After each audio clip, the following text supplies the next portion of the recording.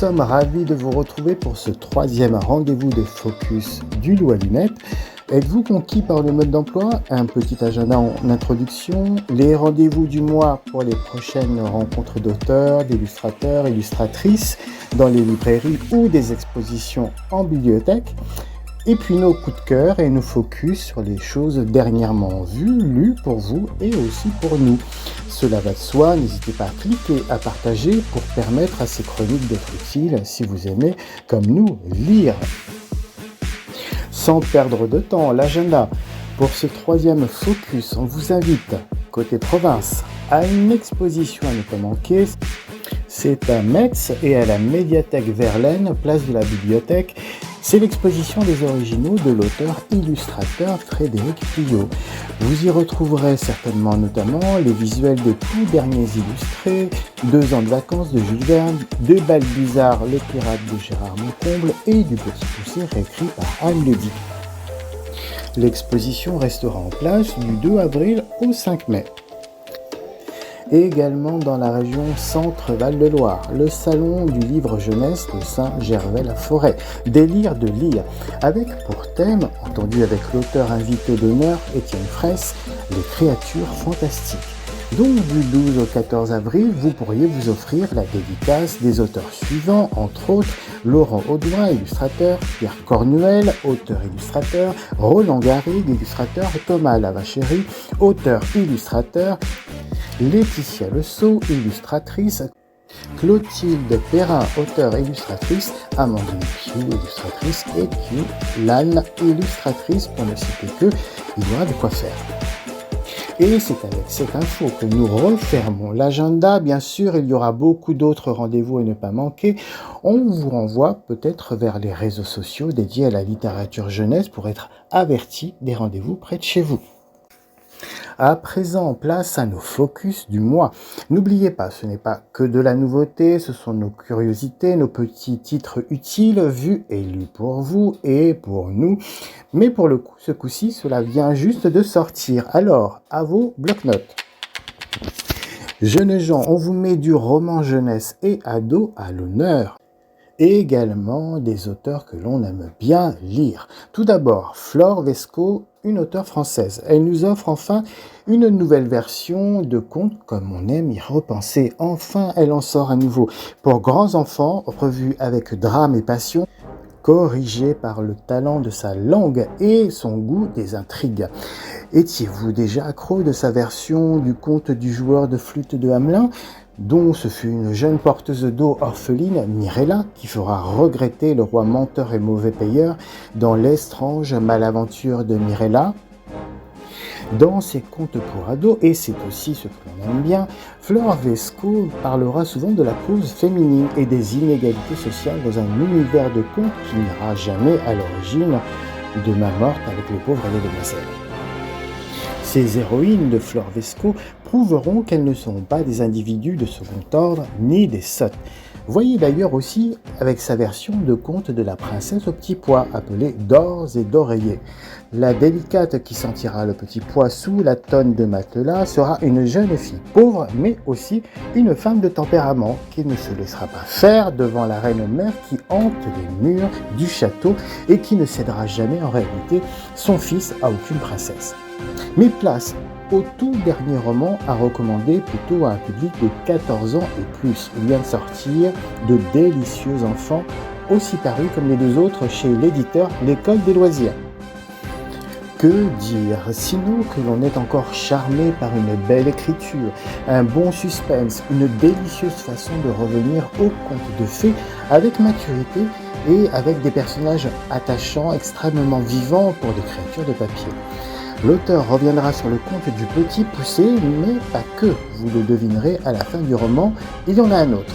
Nous reviendrons dans le fin fond de la forêt, avec une famille qui aura encore la faim au creux du ventre. Chaque chapitre nous fera progresser dans cette détresse, mais aussi dans la preuve d'amour évidente qui les unit tous.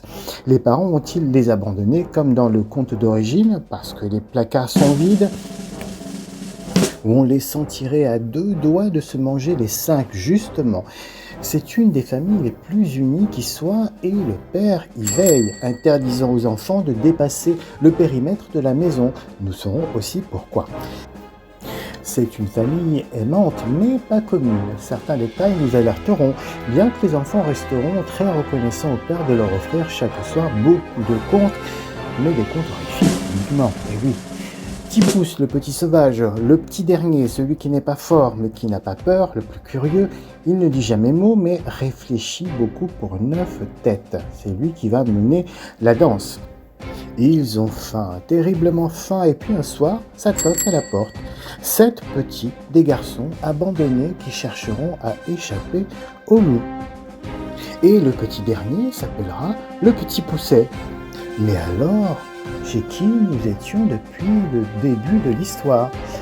On vous laissera bien évidemment le plaisir de découvrir, mais on vous promet, il y aura de la surprise pour nous permettre de retomber sur les thèmes chers évoqués plus tôt, la critique sociale et puis le thème des femmes. C'est un conte cruel et palpitant à réserver aux ados. On a adoré. Autre focus et sortie intéressante, le dernier roman de l'auteur américain Brian Selznick, celui-là même qui avait connu un grand succès avec son aventure d'un enfant caché dans une gare et son horloge, Hugo Cabret. À savoir que les romans de Selznick se sont vus honorer souvent de quelques adaptations au grand écran, d'une part pour Hugo Cabret, et puis ensuite une version du roman Blackout, rebaptisé en français Le Musée des Merveilles. Alors, la particularité de Brian Selznick, c'est un auteur qui aimera continuer à nous faire rêver sur du roman avec de l'image. Il est lui-même l'illustrateur de ses propres livres.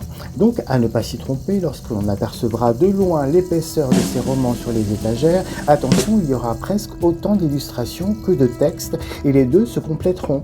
Non pas en représentant ce qui est dit sur la page, car les lecteurs seront amplement capables de se l'imaginer seuls, du moins nous l'espérons, mais en faisant en sorte que chaque mode de narration prenne le relais de l'autre. Ainsi, on ne pourra se passer du texte ni se passer de l'image. C'est vraiment astucieux. Mais pas que. L'usage de l'illustration va exacerber l'émotion du livre par des jeux de zoom avant, de zoom arrière, de découverte visuelle. Griffonné en noir et blanc, c'est vraiment superbe. Rapidement, de quoi parle Big Tree, parce que c'est son titre. C'est une odyssée très originale et l'idée de départ pourra être considérée comme curieuse et farfelue. Big Tree, grand arbre, traduit de l'anglais, est la quête d'un frère et une sœur poussés vers un lieu de secours recommandé par leur maman en cas de catastrophe. Attention au choc, Merwin et Louise sont 2 graines de platane. Eh ben si. C'est levé dans la coque de la maman suspendue à un arbre qu'ils appréhenderont l'avenir, jamais avoir pu envisager de visu la nature alentour. C'est la maman qui fera leur éducation et la nature fera de Merwin une graine posée et pragmatique, de Louise une rêveuse et naïve, impénitente et parfois irritable. Elle pensera dans l'attente pouvoir changer, pouvoir décider de l'endroit où elle va se poser pour grandir et aussi ce qu'elle pourrait devenir d'autre qu'une graine, qu'elle sottise. Attention, ne partons pas trop vite sur cette conclusion car l'auteur nous promettra aussi sa surprise qui pourrait certes ne pas donner raison à Louise mais qui pourrait tout de même démontrer qu'elle n'a pas complètement tort de penser que la nature peut évoluer. Chassés par un incendie et ballottés par le hasard, tandis qu'ils vont appréhender encore la suite, nous verrons des choses très curieuses à l'image de la part de l'auteur. C'est ça le monde extérieur ? Big Tree, c'est une émouvante aventure où frères et sœurs vont s'accrocher pour ne pas être séparés. Oui, les illustrations nous donneront de l'indice majeur quant à l'époque de cette histoire, mais seulement petit à petit, donc patience et savourer. C'est à recommander à partir de 9 ans et les adultes ne devraient pas se priver de chipper le roman des mains des enfants. Cela vaut aussi à cet âge pour qui aime la littérature jeunesse. Voilà, nous espérons vous avoir donné envie de tenir ces albums entre vos mains et de les emprunter dans les médiathèques près de chez vous. Demandez-les ou alors tout simplement allez à leur rencontre chez les libraires amis. À bientôt pour un autre focus et bonne lecture.